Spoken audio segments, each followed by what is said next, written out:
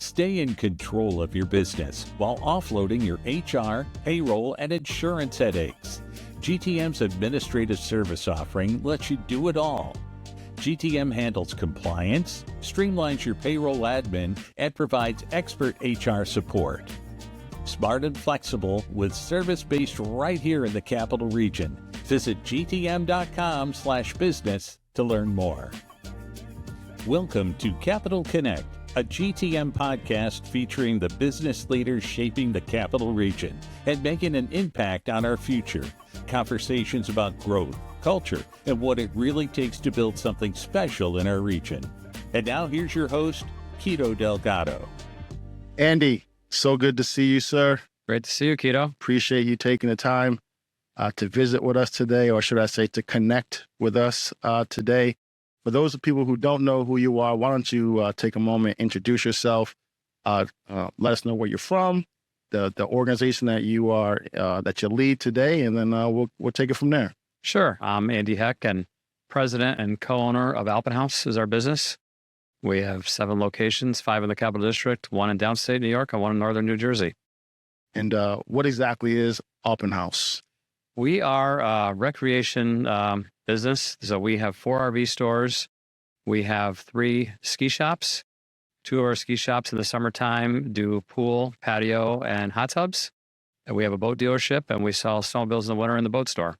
Awesome. And how did Alpin Haus come about? My dad, who was a serial entrepreneur along with his high school best friend, they were in a lot of different entrepreneurial-based ventures in high school and college. And when they were 23, they were diehard skiers and decided to start on the side a ski shop in Amsterdam, New York. Mm-hmm. And that's and then from there, they still had their full-time jobs, sold skis with a lot of their buddies, and my mom and my dad's partner's wife and some of their friends. And then in the summertime started selling some pop-up campers, and from there, it just kind of evolved. And now even before we get into Alpin Haus, what is your backstory? I mean, did you grow up in the capital region? I know a lot of the stuff before, For sure.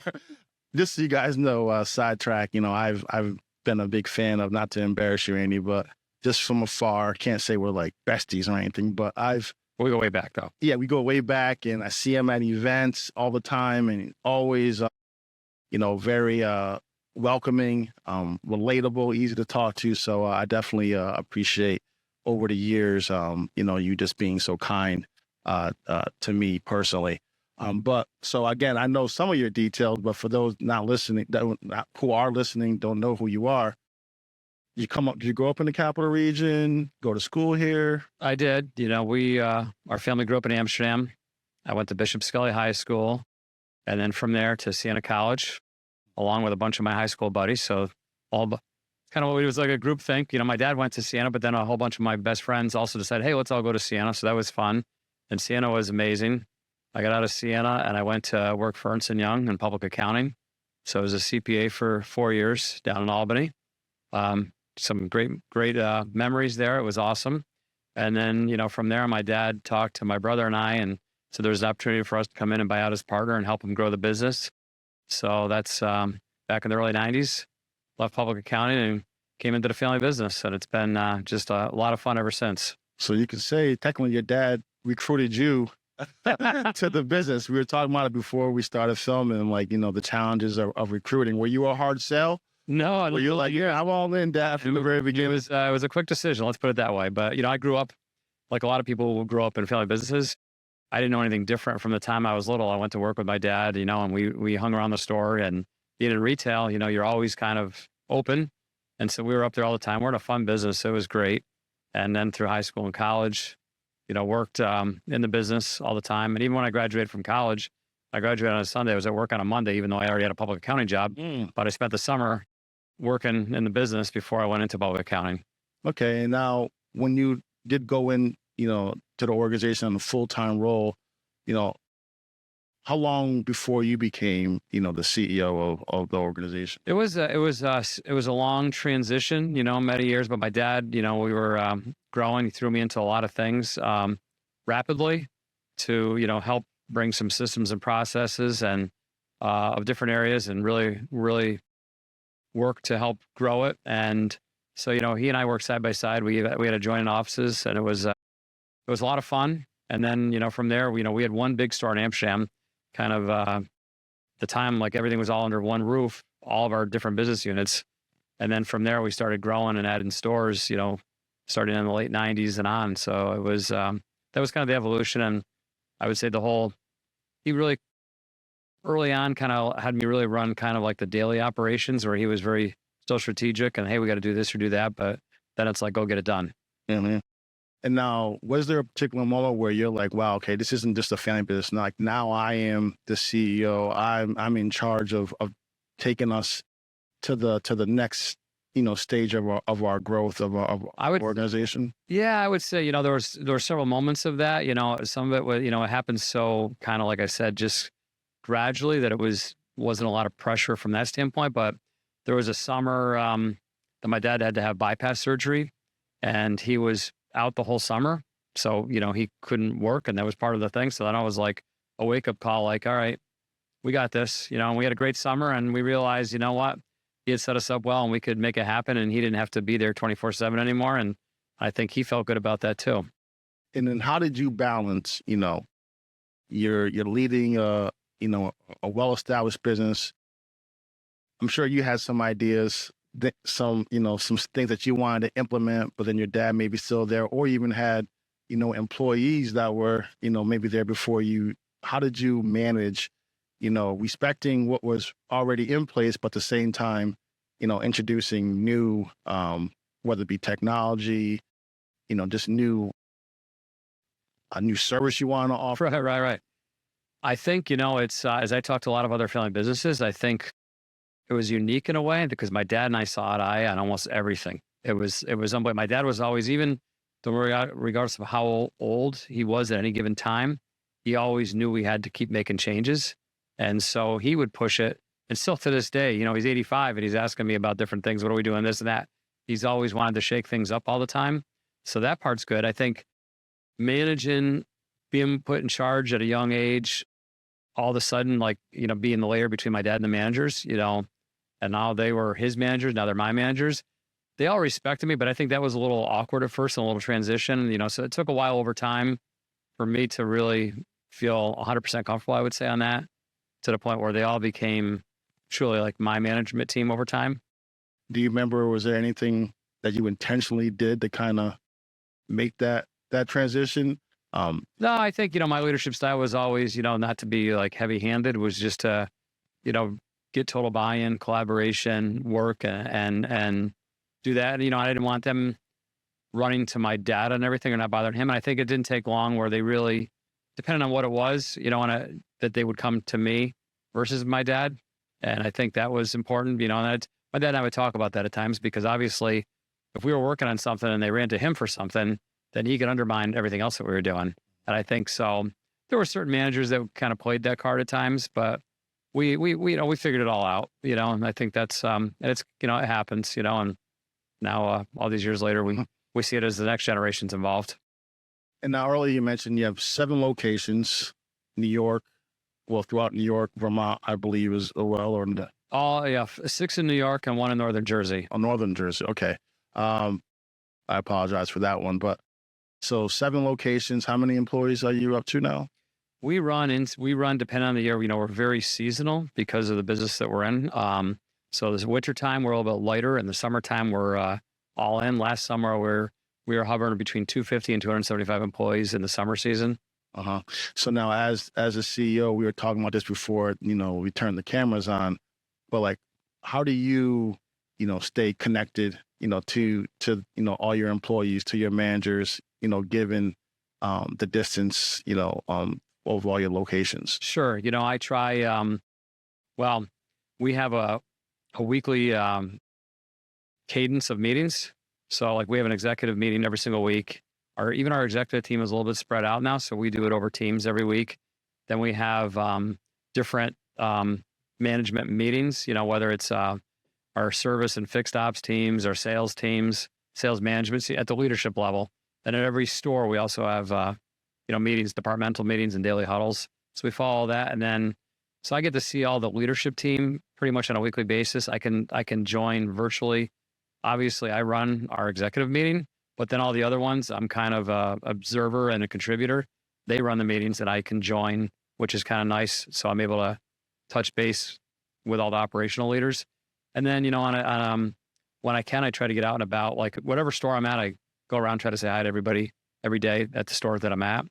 And then I try, make little field trips. Then we've got a lot going on.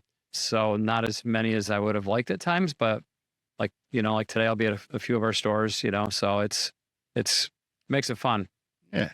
So what would you say right now is well, actually, before I even get to this next question, I'm curious what that pattern that you have with the management meters, the weekly, company-wide meetings.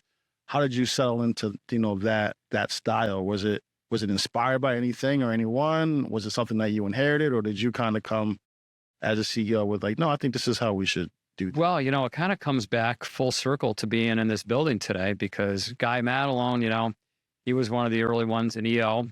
I got in EO, met with Guy at this building. He was showing me some of the things that he was doing.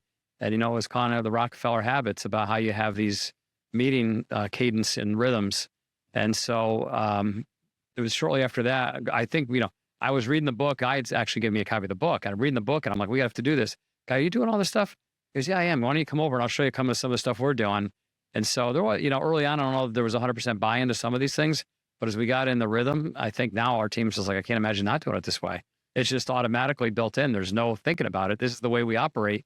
And it's great because these meetings aren't long, air out meetings where they're, everybody's bitching and moaning. These are just like, it's tactical and boom, boom, boom. Yeah, do we have some longer meetings that are more strategic? Yeah, but every week it's like, here's what's going on this week. Here's what we got to do. Everybody on board, boom, boom, boom. And it's awesome. So no, as you were, and I didn't know this, but I promise you we didn't talk about this beforehand, but as you're literally describing what you do, I was like, wait a minute, that sounds very familiar to what we do. And yes, it is the Rockefeller habits that we abide by at GTM, as well with the daily huddles in the weekly company-wide meetings. And at the end of the day, I think the biggest thing is transparency. And I think it also, at least for me, I can't speak for all of us here at GTM, but I do like to know like where we are as an organization, the role that I am contributing towards that success, but then where we're falling short. So I just think it's good that everyone. It's great. All our meetings, it's kind of funny because you hear different organizations and they don't have regular meetings, or if they do, they don't have set times, or if they have a time, people are coming in late or with their coffee. Ours, they start on time. I don't even know the last time I started time. Like our morning huddle at our headquarters for an operational huddle is 8:14. That's interesting. I don't know that it's ever not started at 8:14. Sometimes everybody's there. It starts at like 8:13 or 8:12. We'll start if everybody's there. And it's across all departments. So what's going on? And every building has that every day. So it's great. And the same thing with all the leadership meetings. I know I have to hustle sometimes. Oh my gosh, the meeting's going to be started. I don't want to be late, whether it's a sales manager's meeting or a fixed ops meeting, and because we're trained to be an on-time company for all that. Everybody knows the cadence. Absolutely. And just because you mentioned it, I wasn't going to bring it up, but I think it's important because you're the second person to bring up EO. So for people who may not know what EO is, can you explain, what this organization is, why you got involved, and, what are some of the benefits of it? Sure. It's an entrepreneur organization. It's a worldwide organization for businesses that are privately owned, doing at least $1 million in business. And the members of EO are all the ones who are the owners, majority owners. So it's great. Here in Albany, we have a great chapter. I know the guy was one of the original founders.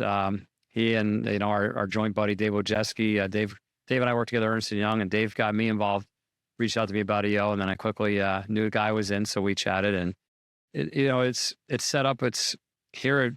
Typically, we have about 50 different business owners involved, different events throughout the year, a lot of learning events.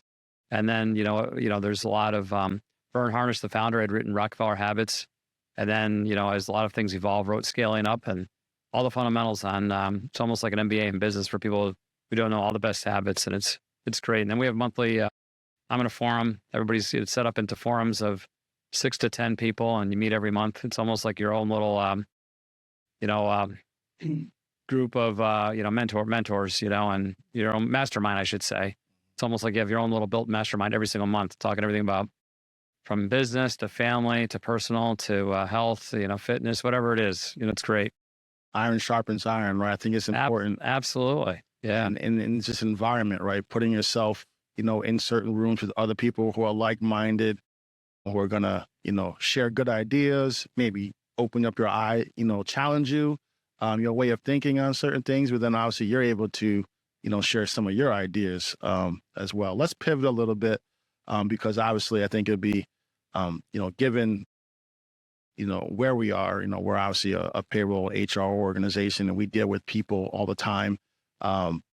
What's the biggest challenge, would you say, that you face as an organization today when it comes to people?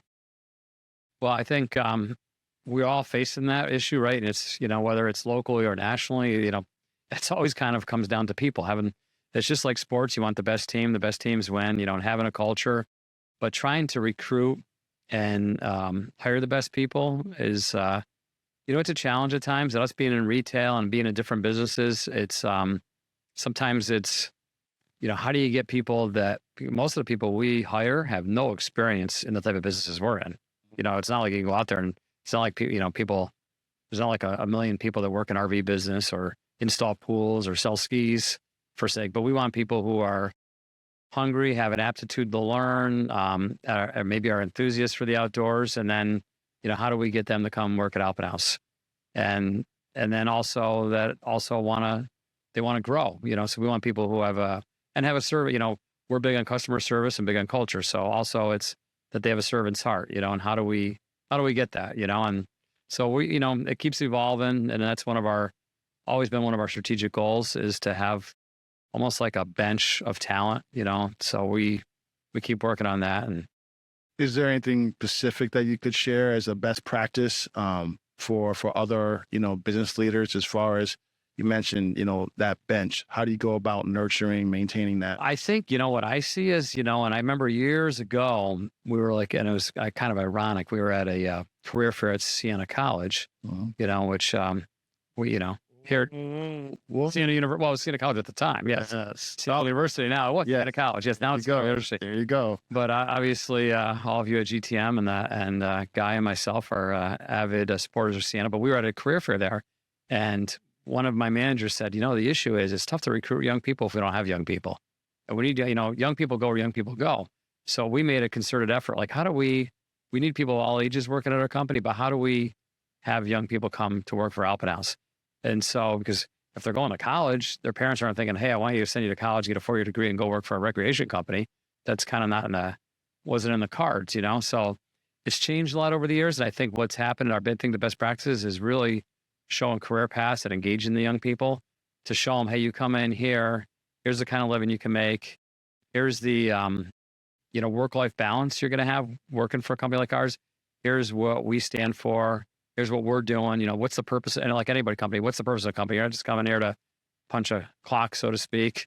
And I think that's resonated a lot. So we have, so many young people now, and it's exciting, because, you need people in their 20s, 30s, 40s, 50s, 60s to be successful. You need people in the 50s and 60s who are really lived it, have the life experiences, and can mentor these younger people. And you need the energy of the young people. And, like we talk a lot about technology. I mean, they know this technology, they have the energy. And so I think that's what makes an organization exciting. And then just, continuing sharing and training, and that's what we do a lot of.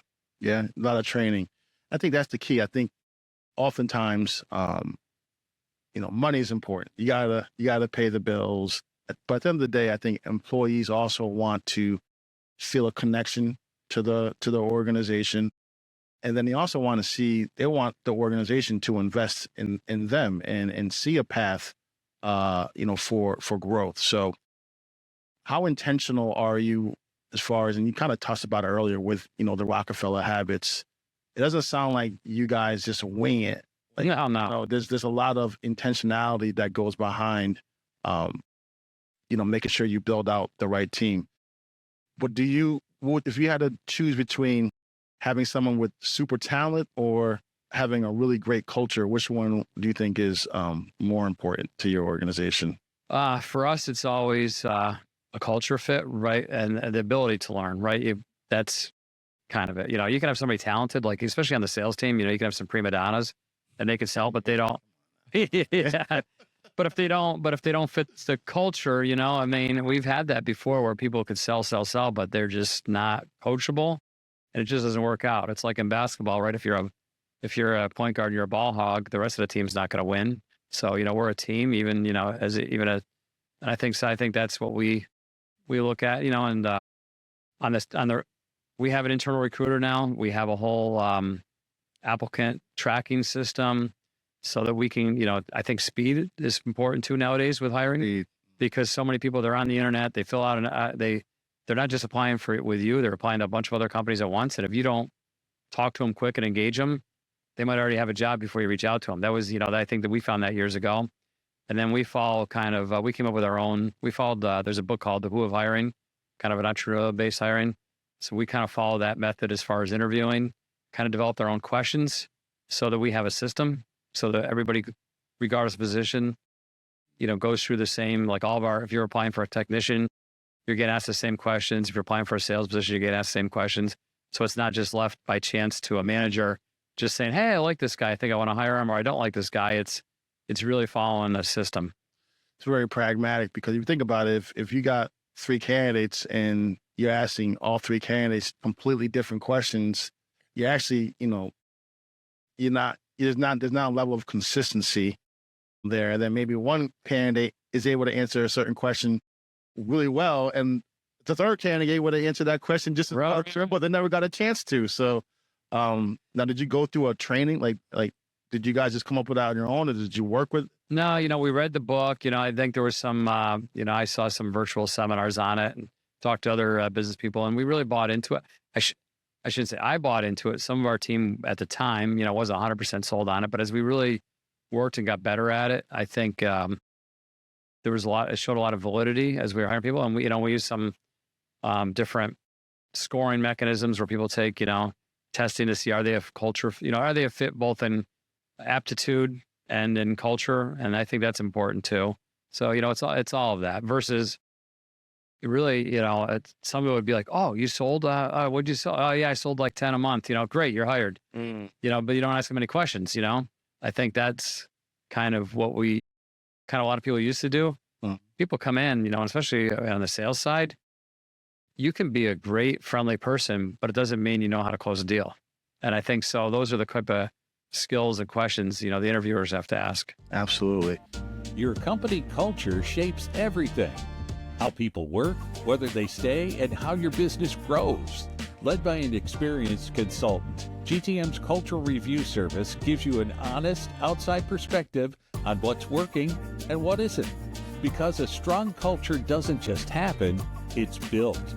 Visit gtm.com/business to learn more. What keeps you up right now as a CEO, trying to, obviously grow the business, find good talent, retain your current talent? What are some of the things that's keeping Andy Heck up at night as a CEO? Yeah, I think when we have good people, everything kind of works easier. We have an amazing management team. So like our executive team, I can go away. They handle everything. My phone doesn't even ring. It's awesome. I think the thing in our business right now that keeps us up at night is we're consumer discretionary. So it becomes a challenge, because our business, we thrive and then we have challenging times. So all of a sudden gas prices go way up. People pull back a little bit, it's, you have a war going on right now as we sit here talking. So people pull back a little bit. So we're an emotional based business too. All of a sudden the sun comes out. Over the last couple of weeks, our business starts doing good because the sun's out. We sell stuff that people want to enjoy in the summer. So all of a sudden they think, I think that's where we go, our business, and we have to we have to thrive on that emotion, but we also have to, there's a lot of things we have to do in the background to run a good business, but then also understand how the emotion plays on the consumer, interest rates, all these things come into factor, and they play on our employees too, right? So it's like employees go through these same emotions, you know, so. That's a great answer. And now I want to pivot a little bit to the capital region. You're from the capital region. You went to school in the capital region, and obviously you continue to grow a great business here in the capital region. What makes this a great place to live and grow a business, in your opinion? I think it's, you know, a lot of people they call it, some people call it small Albany, right? But it really is, you know, so many people are so deep rooted and, you know, have so many roots in the capital region. It's the quality of people here. People are loyal to businesses. They're loyal to each other. They're loyal. People who work for you are loyal. I think that's great. And I think just from a standpoint of raising families, you know, it's everybody you talk to, they're prideful in their kids' schools, their kids' high schools, you know, the colleges. And then, you know, the Four Seasons, you know, where we live is just so great. You know, you can, you know, we're in the ski business. You can be skiing, depending on where you live, anywhere from 15 minutes to an hour, you can be skiing, you know. We have all these lakes, you know, so I think for boating and that type of thing. And, you know, then you think just for general recreation, people can go out and they can go out their front door and go for a run or go for a bike ride, you know, and so there's so many great reasons for people to live here. To kind of turn this a little bit personal as we get close to wrapping this up, what are some of your favorite ski places or trails? I know you're outdoors. What are some of the places that you enjoy venturing out to here in the capital region? Sure. So yeah, I love skiing in the wintertime. You know, we're fortunate that close to Amsterdam, we have Royal Mountain, which is pretty close. It's a great family mountain. So I like to be over there on the weekends, and then Gore Mountain just a little north of us. So those are the two places in the wintertime you usually would find me skiing for sure. And then the summers, you know, my parents live on the Sacandaga Lake, so I'm up there every weekend all summer long. And it's just, to me, it's the best, you know, those two things. And of course, then there's golfing and running, everything else that we like to do in the outdoors. And then, of course, I can see you not courtside, but I can see you at Siena University games. Oh, right on. Yeah. For basketball games, as soon as the schedule comes out, it's automatically populated in my calendar. I do everything I can to make sure I'm around to be able to go to all those games, because it's especially like last year when they're winning, it's a lot of fun to be down there. It was really good, and we obviously continue to root for them. Absolutely. If you can give one piece of advice to an entrepreneur anywhere, but particularly here in the 518, what would it be? I think just keep learning, you know, and don't, you know, you can't stay stagnant. I think that's always what you look at. You know, we look at, my dad and I talk about it sometimes, all the businesses we're in, and he'll talk about through history, all the businesses that were once our competitors that no longer exist. Mm. And you can go to almost every type of business and you look, right, things change. And I think so you can't be stagnant, you know, and so you have to be, people want to be part of something that's growing and evolving and changing. And I think that's what we always look at, which is why, you know, I've talked to people like you and other people and, you know, organizations like EO or be involved with Siena, because the world's always changing, you know, and a couple of years ago, we didn't even talk about AI, you know, and now you look at it, and how does it affect every business? And I wasn't going to ask it, but since you did bring it up, AI, how are you incorporating it into your organization today? Or, I mean, I know it's available. It impacts some organizations more than others. Right. In your world, I'm sure there's still a lot of, you know, in our world, obviously it's not, is it going to replace people like in a retail organization? Not really 100%, but we have to be sharp on it. You know, we can use it a lot to analyze trends, to make sure we're stocking the right type of inventories. We have to understand, like we saw it this winter in the ski shop, people are coming in and one of our ski associates was asking the customer, how did you asked for this specific ski? Why? Well, I put it into ChatGPT. I told what kind of skier I am, where I like to ski, and asked for recommendations that came up with this ski. And then I said, what ski shop right now sells that ski? And you guys came up. Mm. So you have to understand. So that's relevant, right? Because if you're not aware of that, so our marketing team also has to be aware of it, you know, how we market, you know, because people are putting this stuff into AI and then they're coming to shop at our places, right? So those are things of how we do it. And we're using it, especially a lot of marketing to analyze stuff and, hey, here's what we're thinking. What do you think? We were talking about it before, before we went live on, the analytics and using the data that's available to you to make informed decisions. But then also, I think the consumer is a lot more educated now. I see it in our world, payroll, HR world, where a lot of times they've already done the investigation. They know what they want, in a provider, in a solution, or in the technology. And it's just kind of like, okay, they're meeting with you to confirm what they think they already know. And I'm assuming that that's a lot in your world as well. Absolutely. We see that. And there's a lot of, especially if you look at the bigger ticket stuff like RVs or boats, where people before they would spend a day and go shop like every dealer under the sun. Now they do a lot of research online, and there's so much, especially with AI, where they can dig even deeper than they could before, and all these YouTube videos and bloggers and what have you. So when they come in, they kind of know, or before, they think, well, they got to go shop 3 other dealers were the first places. Well, now we might be the only place they shop because they saw what they have. They've they've searched reviews, they've searched the product. And if we do a good job on customer service and we're educated and we become experts, they might not need to go to another place to shop. They might just buy us, buy from us. And that's definitely changed from what it was 10, 15, 20 years ago. Get you out of here on 2 questions. What's next for Alpin Haus that you're most excited about? What's next? That you can share. It's tough to say. We continue to grow, but I think every store we're trying to really create a higher level customer experience and employee experience. So we look at it. There's so much growth opportunity with each store. So we're just trying to get really better what we're doing, and then I think we'll have some more growth in future stores. Just 2 years ago, we opened a new store downstate, built from the ground up. We have some land out in Utica. We're going to build another store out there at some point, RV store. So there's, but it's always first things first. We always have the long-term view. And I think so. We just keep trying to get better as a company. And these analytics, I think, and culture, if you have analytics, we don't have a good culture, it just gets thrown out the window because you can only grow with good people.